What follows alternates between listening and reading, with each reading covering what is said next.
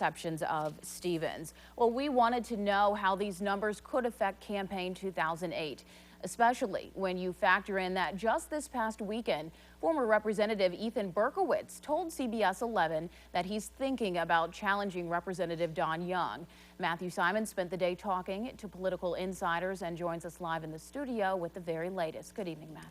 And good evening to you, Reagan. Alaska political circles are talking tonight about the faces that will eventually make up this image. Even though Mayor Begich continues to maintain he's only interested in being mayor and has no anticipation of ending up on this field, insiders anticipate he could be part of the ticket you're voting on come November 2008.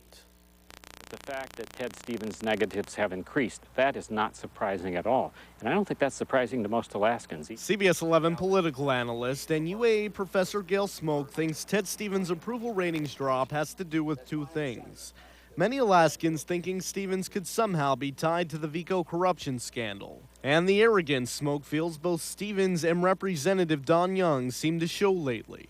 I think the problem is that the arrogance could eventually maybe do them in. Now, I would still say, though, it is very hard to defeat a long-term senator or a long-term congressman. My personal feeling are that Ivan's numbers are probably a little suspect. A little suspect because well-known pollster Dave Dittman says his latest Stevens and Young approval numbers show the congressional monsters holding around 60%.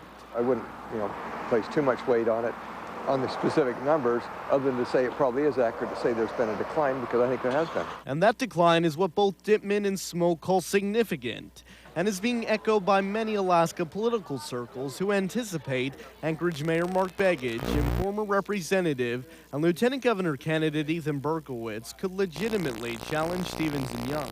I think Don Young could have finally a relatively close race for the first time in a long time. And I think Mark Begich could run stronger against Ted Stevens than any other Democrat statewide. Whether he could beat Ted Stevens, that's very difficult to say. But credibility can only carry Begich and Berkowitz so far. As with all political races, it appears money will determine who finally wins. Can Begich, for instance, get financing to run a real campaign?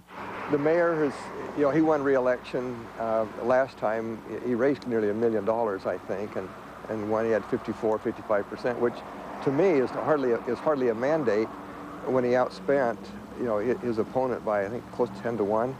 So he's probably not as strong as he'd maybe like to think he is.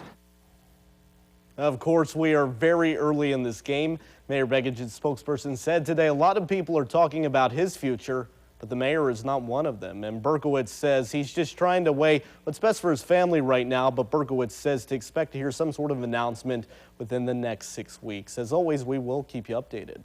Live tonight in the studio, Matthew Simon, CBS 11 News. And speaking of Alaska's congressional delegation,